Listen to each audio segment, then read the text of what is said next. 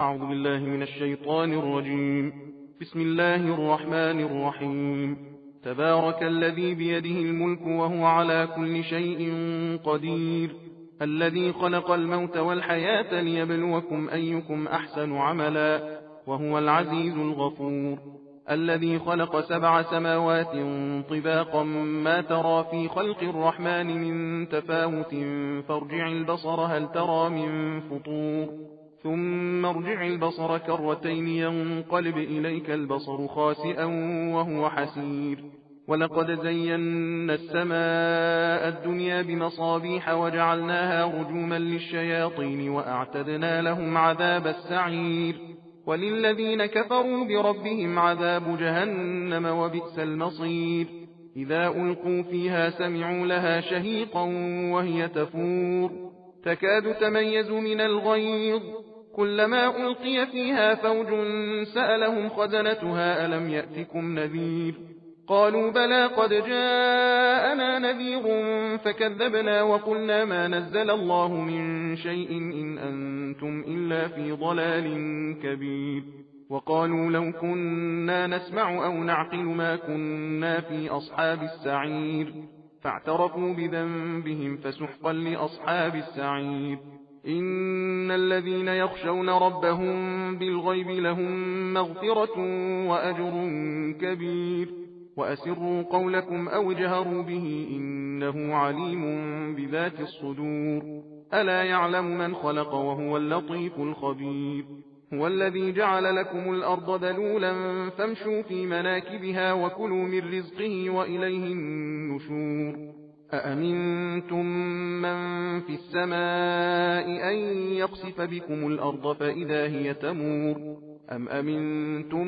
من في السماء أن يرسل عليكم حاصبا فستعلمون كيف نذير. ولقد كذب الذين من قبلهم فكيف كان نكير. أولم يروا إلى الطير فوقهم صافات ويقبضن ما يمسكهن إلا الرحمن إنه بكل شيء بصير. أمن هذا الذي هو جند لكم ينصركم من دون الرحمن إن الكافرون إلا في غرور. أمن هذا الذي يرزقكم إن أمسك رزقه بل لجوا في عتو ونفور. أفمن يمشي مكبا على وجهه أهدى أمن يمشي سويا على صراط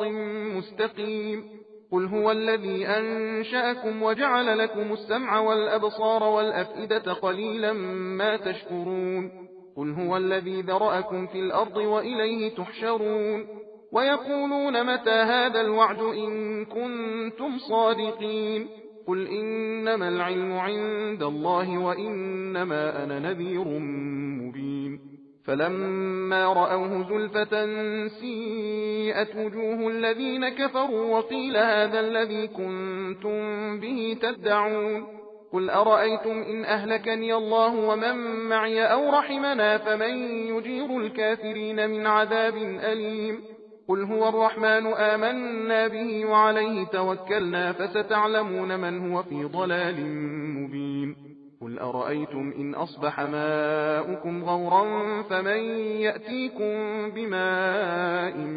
معين. بسم الله الرحمن الرحيم. نون والقلم وما يسطرون. ما أنت بنعمة ربك بمجنون. وإن لك لأجرا غير ممنون. وإنك لعلى خلق عظيم. فستبصر ويبصرون بأيكم المفتون. إن ربك هو أعلم بمن ضل عن سبيله وهو أعلم بالمهتدين. فلا تطع المكذبين ودوا لو تدهن فيدهنون. ولا تطع كل حلاف مهين هماز مشاء بنميم مناع للخير معتد أثيم عتل بعد ذلك زنيم. أن كان ذا مال وبنين إذا تتلى عليه آياتنا قال أساطير الأولين. سنسمه على الخرطوم. إنا بلوناهم كما بلونا أصحاب الجنة إذ أقسموا ليصرمنها مصبحين ولا يستثنون. فطاف عليها طائف من ربك وهم نائمون فأصبحت كالصريم فتنادوا مصبحين أن اغدوا على حرثكم إن كنتم صارمين فانطلقوا وهم يتخافتون ألا يدخلنها اليوم عليكم مسكين وغدوا على حرد قادرين فلما رأوها قالوا إنا لضالون بل نحن محرومون قال أوسطهم ألم أقل لكم لولا تسبحون قالوا سبحان ربنا إنا كنا ظالمين فأقبل بعضهم على بعض يتلاومون قالوا يا ويلنا إنا كنا طاغين عسى ربنا أن يبدلنا خيرا منها إنا إلى ربنا راغبون كذلك العذاب ولعذاب الآخرة أكبر لو كانوا يعلمون إن للمتقين عند ربهم جنات النعيم أفنجعل المسلمين كالمجرمين ما لكم كيف تحكمون أم لكم كتاب فيه تدرسون إن لكم فيه لما تخيرون أم لكم أيمان علينا بالغة إلى يوم القيامة إن لكم لما تحكمون سلهم أيهم بذلك زعيم أم لهم شركاء فليأتوا بشركائهم إن كانوا صادقين يوم يكشف عن ساق ويدعون إلى السجود فلا يستطيعون خاشعة أبصارهم ترهقهم ذلة وقد كانوا يدعون إلى السجود وهم سالمون فذرني ومن يكذب بهذا الحديث سنستدرجهم من حيث لا يعلمون وأملي لهم إن كيدي متين أم تسألهم أجرا فهم من مغرم مثقلون أم عندهم الغيب فهم يكتبون فاصبر لحكم ربك ولا تكن كصاحب الحوت إذ نادى وهو مكظوم لولا أن تداركه نعمة من ربه لنبذ بالعراء وهو مذموم فاجتباه ربه فجعله من الصالحين وإن يكاد الذين كفروا ليزلقونك بأبصارهم لما سمعوا الذكر ويقولون إنه لمجنون وما هو إلا ذكر للعالمين بسم الله الرحمن الرحيم الحاقة ما الحاقة وما أدراك ما الحاقة كذبت ثمود وعاد بالقارعة فأما ثمود فأهلكوا بالطاغية وأما عاد فأهلكوا بريح صرصر عاتية سخرها عليهم 7 ليال و8 أيام حسوما فترى القوم فيها صرعى كأنهم أعجاز نخل خاوية فهل ترى لهم من باقية وجاء فرعون ومن قبله والمؤتفكات بالخاطئة فعصوا رسول ربهم فأخذهم أخذة رابية إنا لما طغى الماء حملناكم في الجارية لنجعلها لكم تذكرة وتعيها أذن واعية فإذا نفخ في الصور نفخة واحدة وحملت الأرض والجبال فدكتا دكة واحدة فيومئذ وقعت الواقعة وانشقت السماء فهي يومئذ واهية والملك على أرجائها ويحمل عرش ربك فوقهم يومئذ 8 يومئذ تعرضون لا تخفى منكم خافية فأما من أوتي كتابه بيمينه فيقول هاؤم اقرءوا كتابيه إني ظننت أني ملاق حسابيه فهو في عيشة راضية في جنة عالية قطوفها دانية كلوا واشربوا هنيئا بما أسلفتم في الأيام الخالية وأما من أوتي كتابه بشماله فيقول يا ليتني لم أوت كتابيه ولم أدر ما حسابيه يا ليتها كانت القاضية ما أغنى عني ماليه هلك عني سلطانيه خذوه فغلوه ثم الجحيم صلوه ثم في سلسلة ذرعها 70 ذراعا فاسلكوه إنه كان لا يؤمن بالله العظيم ولا يحض على طعام المسكين فليس له اليوم هاهنا حميم ولا طعام إلا من غسلين لا يأكله إلا الخاطئون فلا أقسم بما تبصرون وما لا تبصرون إنه لقول رسول كريم وما هو بقول شاعر قليلا ما تؤمنون ولا بقول كاهن قليلا ما تذكرون تنزيل من رب العالمين ولو تقول علينا بعض الأقاويل لأخذنا منه باليمين ثم لقطعنا منه الوتين فما منكم من أحد عنه حاجزين وإنه لتذكرة للمتقين وإنا لنعلم أن منكم مكذبين وإنه لحسرة على الكافرين وإنه لحق اليقين فسبح باسم ربك العظيم بسم الله الرحمن الرحيم سأل سائل بعذاب واقع للكافرين ليس له دافع من الله ذي المعارج تعرج الملائكة والروح إليه في يوم كان مقداره 50,000 سنة فاصبر صبرا جميلا إنهم يرونه بعيدا ونراه قريبا يوم تكون السماء كالمهل وتكون الجبال كالعهن ولا يسأل حميم حميما يبصرونهم يود المجرم لو يفتدي من عذاب يومئذ ببنيه وصاحبته وأخيه وفصيلته التي تؤويه ومن في الأرض جميعا ثم ينجيه كلا إنها لظى نزاعة للشوى تدعو من أدبر وتولى وجمع فأوعى إن الإنسان خلق هلوعا إذا مسه الشر جزوعا وإذا مسه الخير منوعا إلا المصلين الذين هم على صلاتهم دائمون والذين في أموالهم حق معلوم للسائل والمحروم والذين يصدقون بيوم الدين والذين هم من عذاب ربهم مشفقون إن عذاب ربهم غير مأمون والذين هم لفروجهم حافظون إلا على أزواجهم أو ما ملكت أيمانهم فإنهم غير ملومين فمن ابتغى وراء ذلك فأولئك هم العادون والذين هم لأماناتهم وعهدهم راعون والذين هم بشهاداتهم قائمون والذين هم على صلاتهم يحافظون أولئك في جنات مكرمون فما للذين كفروا قبلك مهطعين عن اليمين وعن الشمال عزين أيطمع كل امرئ منهم أن يدخل جنة نعيم كلا إنا خلقناهم مما يعلمون فلا أقسم برب المشارق والمغارب إنا لقادرون على أن نبدل خيرا منهم وما نحن بمسبوقين فذرهم يخوضوا ويلعبوا حتى يلاقوا يومهم الذي يوعدون يوم يخرجون من الأجداث سراعا كأنهم إلى نصب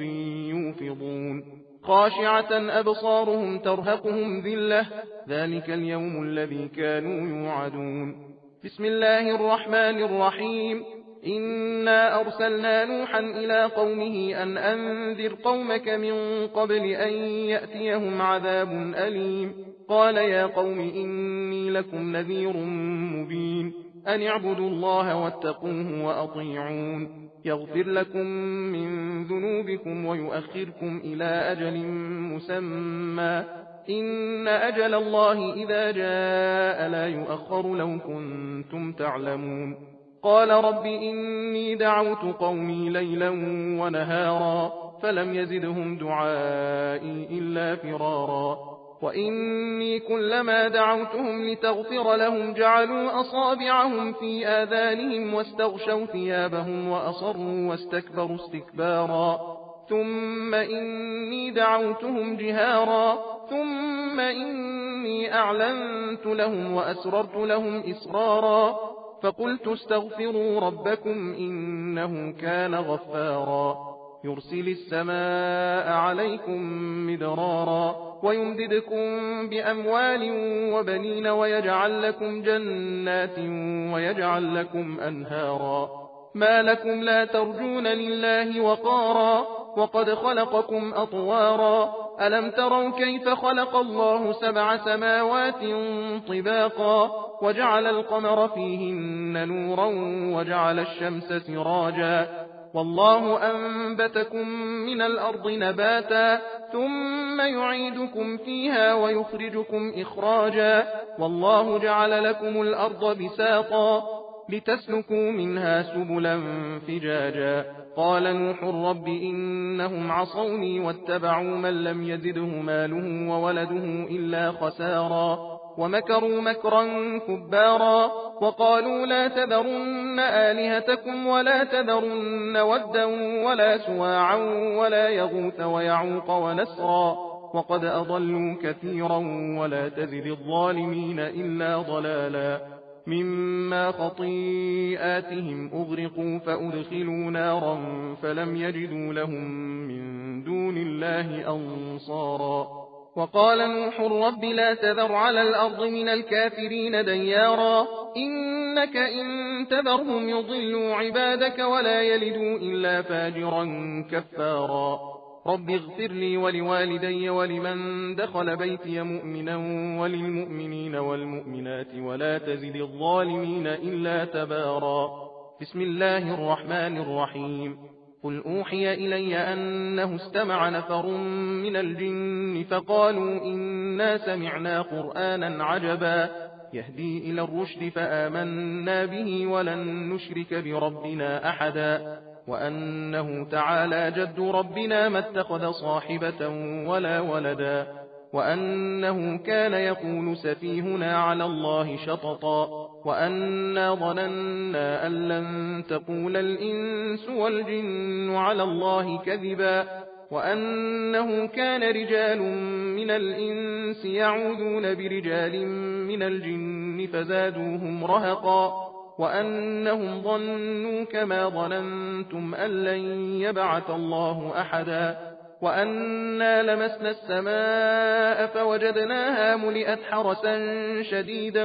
وشهبا وأنا كنا نقعد منها مقاعد للسمع فمن يستمع الآن يجد له شهابا رصدا وأنا لا ندري أشر أريد بمن في الأرض أم أراد بهم ربهم رشدا وأنا منا الصالحون ومنا دون ذلك كنا طرائق قددا وأنا ظننا أن لن نعجز الله في الأرض ولن نعجزه هربا وأنا لما سمعنا الهدى آمنا به فمن يؤمن بربه فلا يخاف بخسا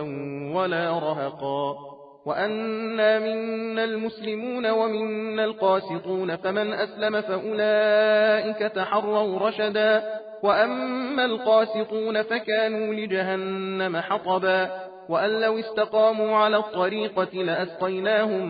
ماء غدقا لنفتنهم فيه ومن يعرض عن ذكر ربه يسلكه عذابا صعدا وأن المساجد لله فلا تدعوا مع الله أحدا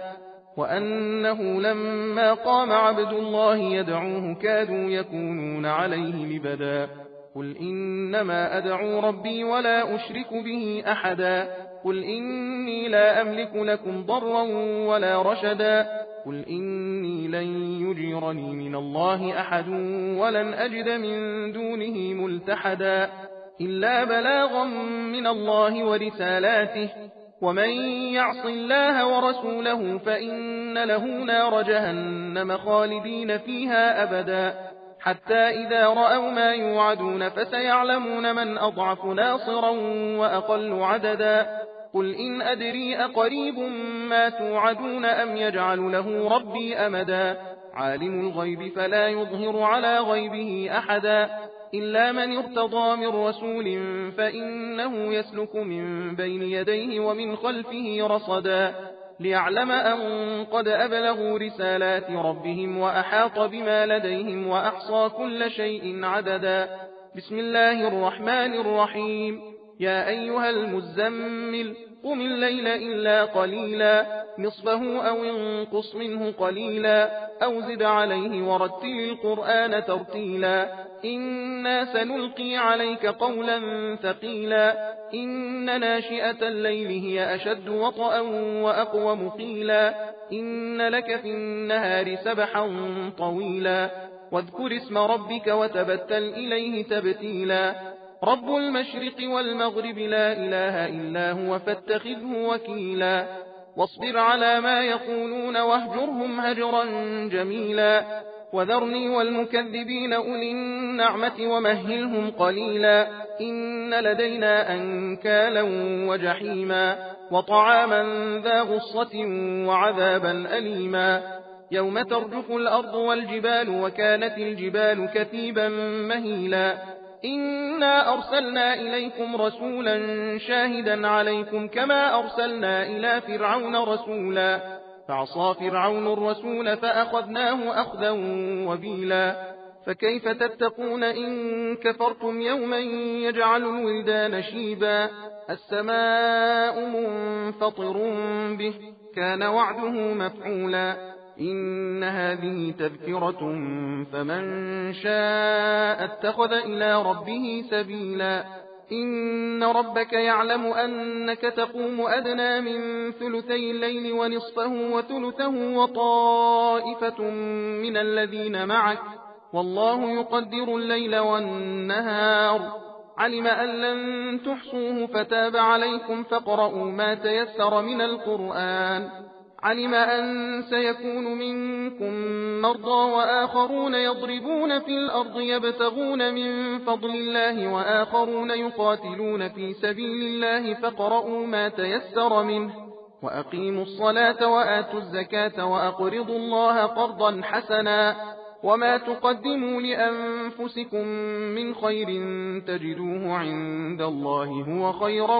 وأعظم أجرا واستغفروا الله إن الله غفور رحيم بسم الله الرحمن الرحيم يا أيها المدثر قم فأنذر وربك فكبر وثيابك فطهر والرجز فاهجر ولا تمنن تستكثر ولربك فاصبر فإذا نقر في الناقور فذلك يومئذ يوم عسير على الكافرين غير يسير ذرني ومن خلقت وحيدا وجعلت له مالا ممدودا وبنين شهودا ومهدت له تمهيدا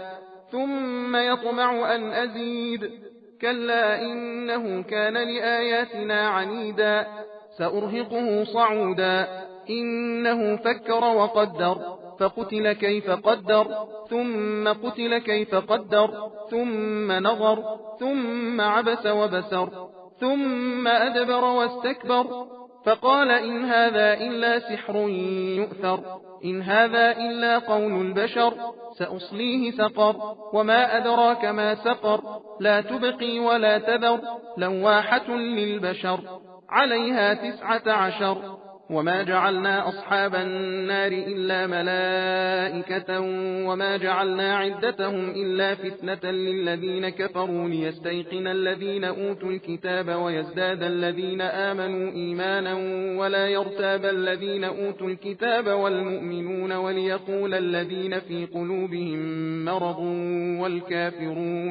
وليقول الذين في قلوبهم مرض والكافرون ماذا أراد الله بهذا مثلا كذلك يضل الله من يشاء ويهدي من يشاء وما يعلم جنود ربك إلا هو وما هي إلا ذكرى للبشر كلا والقمر والليل إذ أدبر والصبح إذا أسفر إنها لإحدى الكبر نذيرا للبشر لمن شاء منكم أن يتقدم أو يتأخر كل نفس بما كسبت رهينة إلا أصحاب اليمين في جنات يتساءلون عن المجرمين ما سلككم في سقر قالوا لم نك من المصلين ولم نك نطعم المسكين وكنا نخوض مع الخائضين وكنا نكذب بيوم الدين حتى أتانا اليقين فما تنفعهم شفاعة الشافعين فما لهم عن التذكرة معرضين كأنهم حمر مستنفرة فرت من قسورة بل يريد كل امرئ منهم أن يؤتى صحفا منشرة كلا بل لا يخافون الآخرة كلا إنه تذكرة فمن شاء ذكره وما يذكرون إلا أن يشاء الله هو أهل التقوى وأهل المغفرة بسم الله الرحمن الرحيم لا أقسم بيوم القيامة ولا أقسم بالنفس اللوامة أيحسب الإنسان أن لن نجمع عظامه فلا قادرين على أن نسوي بنانه بل يريد الإنسان ليفجر أمامه يسأل أيان يوم القيامة فإذا برق البصر وخسف القمر وجمع الشمس والقمر يقول الإنسان يومئذ أين المفر كلا لا وزر إلى ربك يومئذ المستقر ينبأ الإنسان يومئذ بما قدم وأخر فللإنسان على نفسه بصيرة ولو ألقى معاذيره لا تحرك به لسانك لتعجل به إن علينا جمعه وقرآنه فإذا قرأناه فاتبع قرآنه ثم إن علينا بيانه كلا بل تحبون العاجلة وتذرون الآخرة وجوه يومئذ ناظرة إلى ربها ناظرة ووجوه يومئذ باسرة تظن أن يفعل بها فاقرة كلا إذا بلغت التراقي وقيل من راق وظن أنه الفراق والتفت الساق بالساق إلى ربك يومئذ المساق فلا صدق ولا صلى ولكن كذب وتولى ثم ذهب إلى أهله يتمطى أولى لك فأولى ثم أولى لك فأولى أيحسب الإنسان أن يترك سدى ألم يكن نطفة من مني يمنى ثم كان علقة فخلق فسوى فجعل منه الزوجين الذكر والأنثى أليس ذلك بقادر على أن يحيي الموتى بسم الله الرحمن الرحيم هل أتى على الإنسان حين من الدهر لم يكن شيئا مذكورا إنا خلقنا الإنسان من نطفة أمشاج نبتليه فجعلناه سميعا بصيرا إنا هديناه السبيل إما شاكرا وإما كفورا إنا أعتدنا للكافرين سلاسل وأغلالا وسعيرا إن الأبرار يشربون من كأس كان مزاجها كافورا عينا يشرب بها عباد الله يفجرونها تفجيرا يوفون بالنذر ويخافون يوما كان شره مستطيرا ويطعمون الطعام على حبه مسكينا ويتيما وأسيرا إنما نطعمكم لوجه الله لا نريد منكم جزاء ولا شكورا إنا نخاف من ربنا يوما عبوسا قمطريرا فوقاهم الله شر ذلك اليوم ولقاهم نضرة وسرورا وجزاهم بما صبروا جنة وحريرا متكئين فيها على الأرائك لا يرون فيها شمسا ولا زمهريرا ودانية عليهم ظلالها وذللت قطوفها تذليلا ويطاف عليهم بآنية من فضة وأكواب كانت قوارير من فضة قدروها تقديرا ويسقون فيها كأسا كان مزاجها زنجبيلا عينا فيها تسمى سلسبيلا ويطوف عليهم ولدان مخلدون إذا رأيتهم حسبتهم لؤلؤا منثورا وإذا رأيت ثم رأيت نعيما وملكا كبيرا عاليهم ثياب سندس خضر واستبرق وحلوا أساور من فضة وسقاهم ربهم شرابا طهورا إن هذا كان لكم جزاء وكان سعيكم مشكورا إنا نحن نزلنا عليك القرآن تنزيلا فاصبر لحكم ربك ولا تطع منهم آثما أو كفورا واذكر اسم ربك بكرة وأصيلا ومن الليل فاسجد له وسبحه ليلا طويلا إن هؤلاء يحبون العاجلة ويذرون وراءهم يوما ثقيلا نحن خلقناهم وشددنا أسرهم وإذا شئنا بدلنا أمثالهم تبديلا إن هذه تذكرة فمن شاء اتخذ إلى ربه سبيلا وما تشاءون إلا أن يشاء الله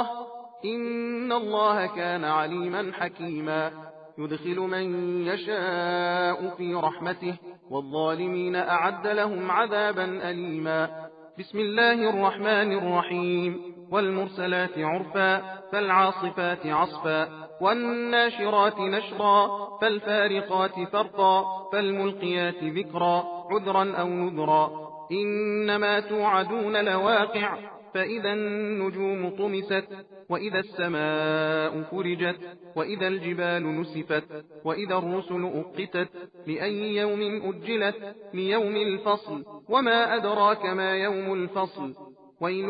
يومئذ للمكذبين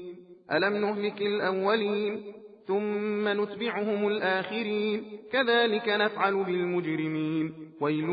يومئذ للمكذبين ألم نخلقكم من ماء مهين فجعلناه في قرار مكين إلى قدر معلوم فقدرنا فنعم القادرون ويل يومئذ للمكذبين ألم نجعل الأرض كفاتا أحياء وأمواتا وجعلنا فيها رواسي شامخات وأسقيناكم ماء فراتا ويل يومئذ للمكذبين انطلقوا إلى ما كنتم به تكذبون انطلقوا إلى ظل ذي 3 شعب لا ظليل ولا يغني من اللهب إنها ترمي بشرر كالقصر كأنه جمالة صفر ويل يومئذ للمكذبين هذا يوم لا ينطقون ولا يؤذن لهم فيعتذرون ويل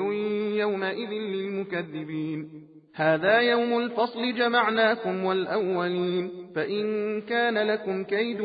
فكيدون ويل يومئذ للمكذبين إن المتقين في ظلال وعيون وفواكه مما يشتهون كلوا واشربوا هنيئا بما كنتم تعملون إنا كذلك نجزي المحسنين ويل يومئذ للمكذبين كلوا وتمتعوا قليلا إنكم مجرمون ويل يومئذ للمكذبين وإذا قيل لهم اركعوا لا يركعون ويل يومئذ للمكذبين فبأي حديث بعده يؤمنون صدق الله العلي العظيم إنا هديناه السبيل إما شاكرا